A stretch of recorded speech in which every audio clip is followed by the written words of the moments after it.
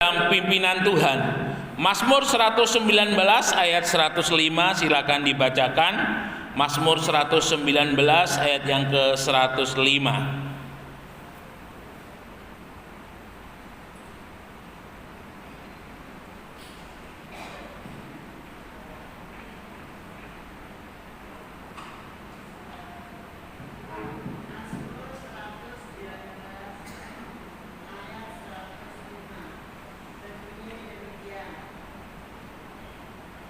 Firman-Mu itu pelita bagi kakiku dan terang bagi jalanku. Ya. Dalam bahasa Indonesia masa kini dikatakan, sabdamu adalah pelita bagi langkahku, cahaya untuk menerangi jalanku. Bapak Ibu yang dikasihi oleh Tuhan, dalam bahasa Yunani sehari-hari itu disebut sebagai koine Yunani, itu bahasa Yunani sehari-hari. Nah, dalam penulisan Alkitab Perjanjian Baru yang bahasa aslinya ditulis oleh bahasa Yunani, itu ada beberapa, mungkin puluhan atau sampai ratusan, mungkin tidak sampai 100 lebih, mungkin puluhan.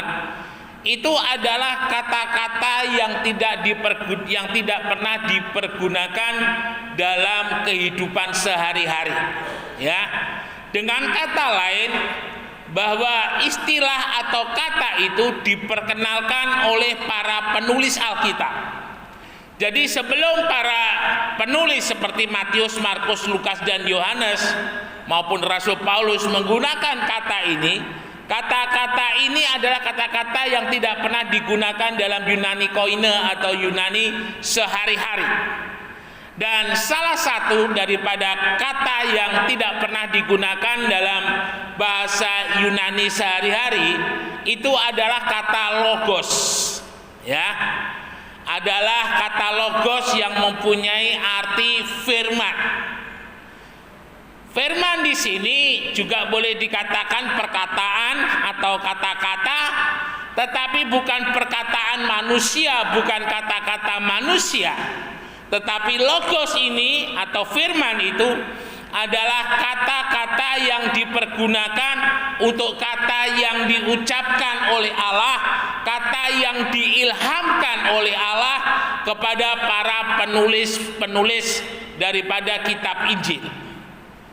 Bapak Ibu Saudara yang dikasihi oleh Tuhan, artinya bahwa di dalam tulisan-tulisan yang ada di dalam Alkitab yang dikatakan oleh firman Tuhan di dalam kitab Roma sebagai tulisan yang diilhamkan, sebagai tulisan yang diberikan, sebagai tulisan yang diturunkan kepada para penulis, itulah adalah Allah sendiri yang hadir di dalam ucapan, Allah yang hadir di dalam kata-kata. Sehingga pemazmur mengatakan bahwa sabdamu atau firmanmu itu adalah pelita bagi kakiku. Saudara sekalian yang dikasihi oleh Tuhan, dalam kehidupan bergereja saya melihat beberapa hal yang menarik di dalam kehidupan jemaat Tuhan. Karena ada sebagian daripada jemaat Tuhan mereka mempertanyakan tentang pimpinan Allah yang ada di dalam hidupnya. Karena ketika kita berjalan dalam pimpinan Allah, maka langkah-langkah kita itu adalah langkah-langkah kepastian. Ya, bukan langkah-langkah keraguan-raguan, bukan langkah nekat, bukan langkah tanpa arah dan tujuan, tetapi adalah langkah-langkah yang pasti ketika kita ada di dalam pimpinan Tuhan. Bapak Ibu yang dikasihi oleh Tuhan, bangsa Israel ketika keluar dari Mesir, Tuhan mengatakan kepada Musa untuk diperhatikan bagi bangsa Israel bahwa Allah menyertai mereka sebagai tiang awan dan tiang api. Ya. Dan penyertaan daripada Allah itu pasti tujuannya kemana? ke tanah yang penuh dengan air susu dan madu, ke tanah yang subur, ke tanah yang akan dimiliki oleh bangsa Israel untuk hidup sebagai bangsa yang berdaulat. Dan tanah itu adalah tanah yang sampai dengan hari ini didiami oleh bangsa Israel. Itu sesuatu yang unik, itu sesuatu yang luar biasa. Mengingat ketika kita berbicara mengenai bangsa Israel, tahun 70 ketika Jenderal Titus menghancurkan tembok Yerusalem, menghancurkan bait Allah yang dibangun oleh Salomo dan dibangun kembali oleh Herodes pada zaman Yesus, maka di sana yang namanya bangsa Israel itu lenyap dari peta, ya. Tidak ada lagi kisah tentang bangsa Israel. Hanya beberapa orang tua yang tinggal di sana, hanya beberapa orang yang tinggal di sana, mereka semuanya pergi, yang dikenal sebagai orang-orang Yahudi diaspora. Tetapi ketika tahun 1948 atau 949 lebih kurang, bangsa Israel merayakan kemerdekaannya. Dan kemerdekaan itu adalah kemerdekaan di mana bangsa Israel kembali kepada tanah yang ribuan tahun sebelumnya didiami oleh nenek moyang mereka. Ini adalah satu hal yang luar biasa. Saudara-saudara sekalian yang dikasihi oleh Tuhan, satu hal yang menarik ketika kita melihat kitab Keluaran, bangsa Israel untuk menuju tanah perjanjian, bagi Tuhan terlalu mudah seandainya 2 juta orang lebih kurang itu dibawa langsung pindah ke tanah perjanjian. Tapi Tuhan tidak demikian. Bagi Tuhan yang terpenting adalah bukan membawa bangsa Israel ke tanah perjanjian, tetapi membawa bangsa Israel dekat dengan Tuhan. Ini yang harus kita pahami bersama-sama, bahwa Tuhan mau membawa setiap kehidupan kita sebagai orang-orang yang percaya kepada Tuhan, untuk kita boleh menikmati berkat, untuk kita boleh dekat kepada Tuhan dan menikmati berkatnya Tuhan. Berkat itu jangan sampai membuat kita jauh daripada Tuhan, tetapi berkat itu justru membawa kita semakin dekat dengan Tuhan. Sehingga ada sebuah proses yang Tuhan perlukan untuk melatih yang namanya iman, melatih yang namanya hidup dekat dengan Tuhan. Ya, sesuatu yang bisa ada dalam hidup ini, yang sesuatu yang melekat dalam hidup ini, maka itu adalah sesuatu yang terus-menerus diajarkan, sesuatu yang terus-menerus dilakukan. Jika sesuatu itu terus-menerus diberitakan dan dilakukan, maka itu akan menjadi sesuatu yang merasuk di dalam kehidupan kita. Saudara yang dikasihi oleh Tuhan, bangsa Israel dibawa oleh Tuhan tidak melewati jalan yang mudah, tetapi melewati berbagai macam rintangan, melewati berbagai macam persoalan.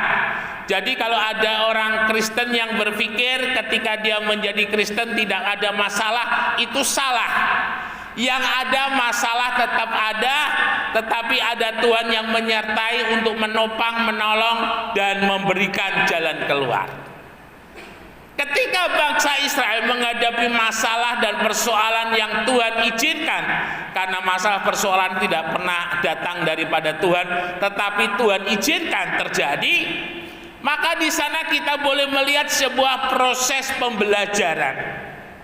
Bagaimana bangsa Israel setelah dia keluar dari Mesir, mental budak melekat dalam hidup mereka, mental bangsa yang tertindas melekat kepada mereka, mental Firaun berkuasa atas kehidupan mereka, rupanya adalah mental-mental yang masih dibawa oleh bangsa Israel ketika keluar dari Mesir. Terbukti ketika mereka menghadapi Laut Teberau dan orang-orang Mesir mengejar mereka, bangsa Israel katakan kepada Musa, Musa, bawa kembali kami ke Mesir. Kami tidak mau dicincang oleh orang-orang Mesir di padang gurun. Lebih baik bawa kami kembali ke Mesir. Artinya apa? Artinya bangsa Israel tidak punya iman. Bukti sudah Tuhan tunjukkan bahwa Tuhan itu hidup melalui 10 tulah. Modal untuk mengetahui Allah yang lebih berkuasa atas Mesir sudah mereka dapat. Sekarang tinggal mempraktekkan ketika menghadapi masalah dan persoalan beriman kepada Tuhan atau tidak. Ternyata bangsa Israel tidak beriman kepada Tuhan. Ya, mereka minta kembali ke Mesir. Mereka tidak tahu jika Tuhan yang sudah menuntun, maka Tuhan juga yang akan melindungi, Tuhan juga yang akan menjamin. Ini yang harus kita sadari dalam hidup orang percaya. Ketika saudara menjadi orang percaya, hidup saudara dijamin oleh Tuhan, hidup saudara dilindungi, disertai oleh Tuhan. Supaya apa? Supaya yang menjadi goal rancangan Tuhan, masa depan yang penuh pengharapan itu terjadi dalam hidup ini. Thomas itu muridnya Tuhan. Tiap hari selama kurang lebih 3 tahun setengah, ya kurang lebih 1.500 hari, kurang lebih ya. Thomas diajar oleh Tuhan. Tetapi ketika Tuhan mati, Thomas meninggalkan Tuhan, dan ketika Tuhan bangkit, Thomas tidak mempercayai Tuhan.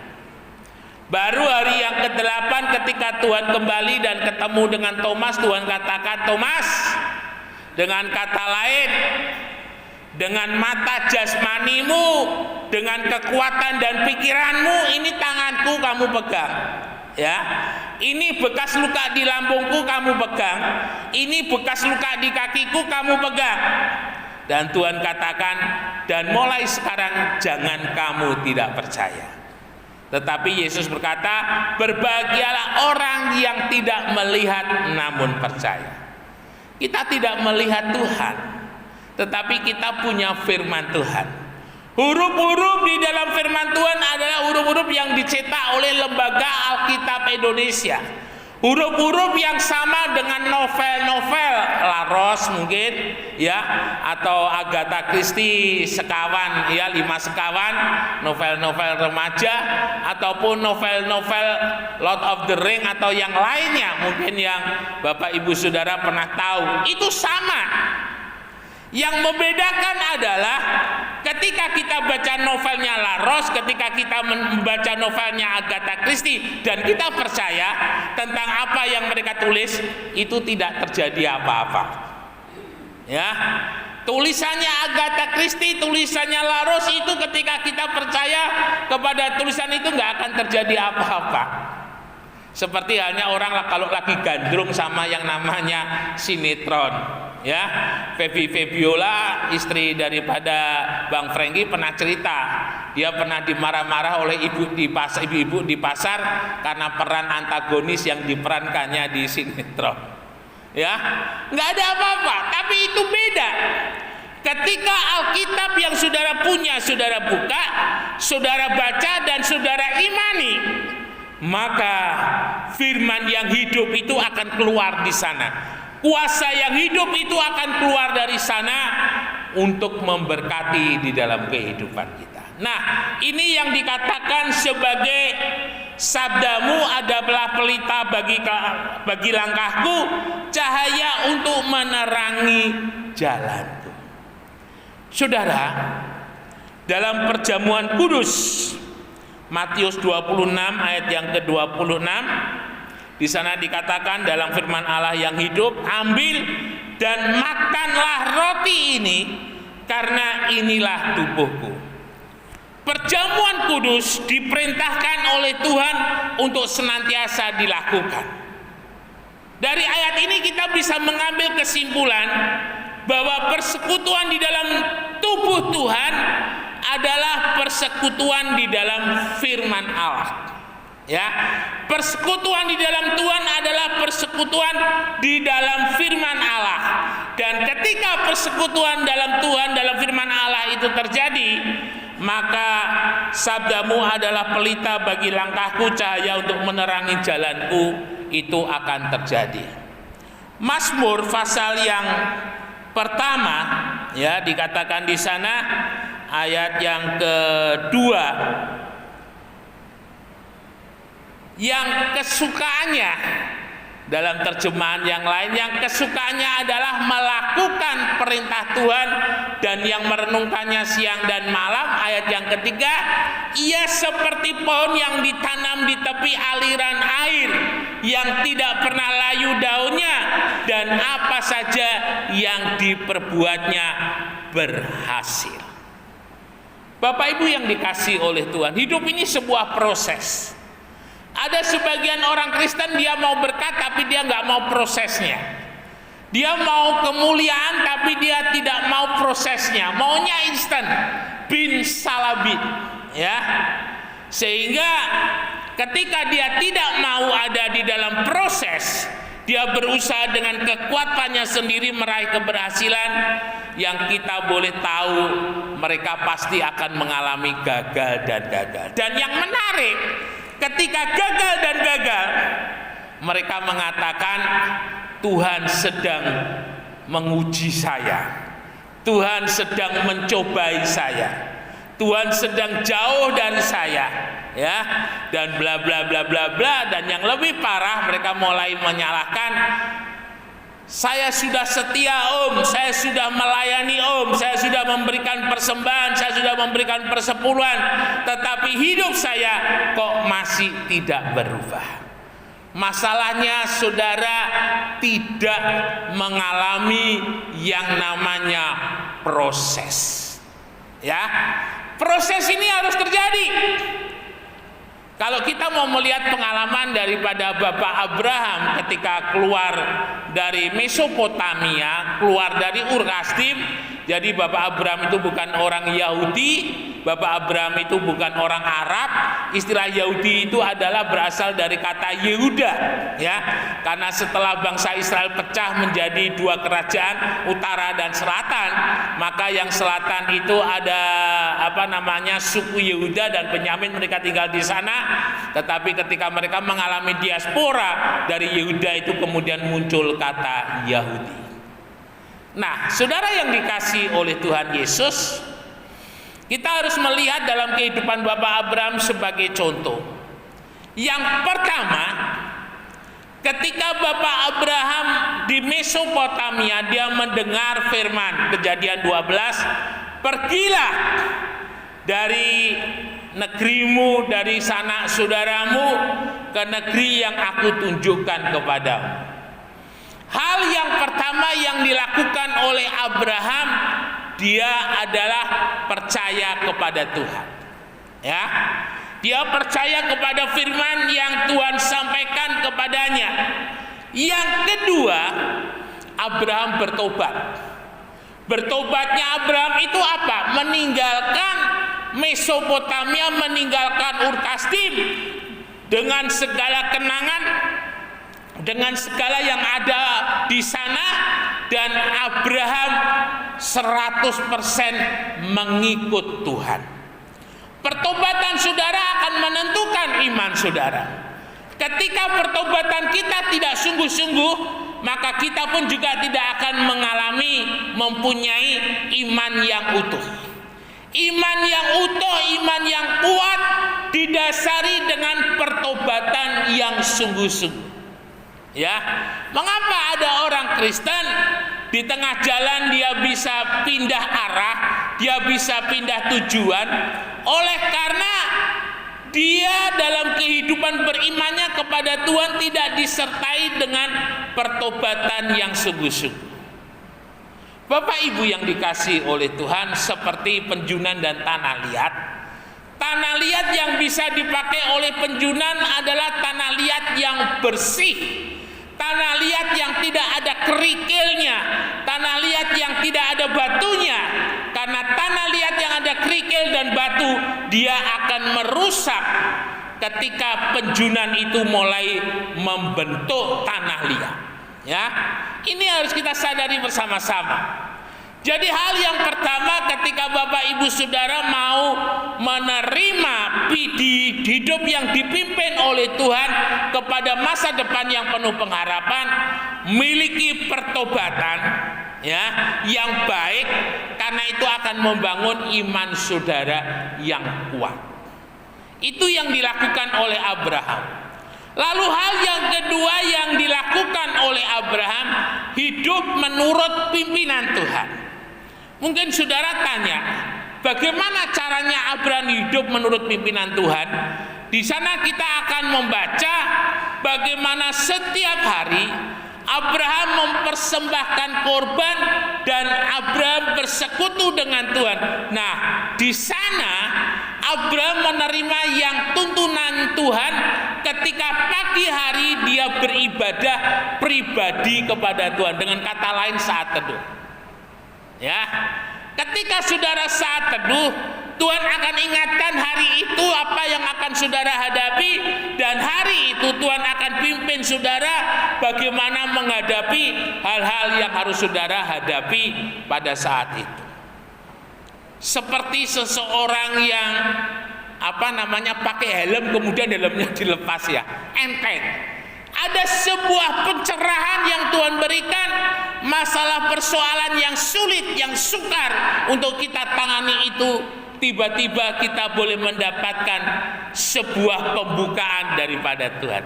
Dan ketika kita lakukan pimpinan itu, maka jalan keluar itu akan kita terima. Pagi hari ini kita akan terima perjamuan kudus, persekutuan di dalam tubuh dan darah Kristus.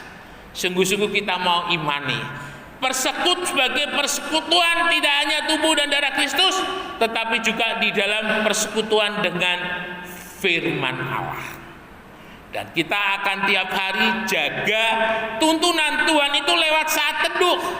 Ketika saudara doa pribadi sebelum memulai segala aktivitas, itu adalah saat teduh saudara, dan saudara membaca ayat-ayat firman Tuhan, baik secara satu fatsal ataupun mungkin saudara ambil sepotong-sepotong mungkin dari YouTube atau mungkin dari bahan-bahan pengajaran yang lainnya.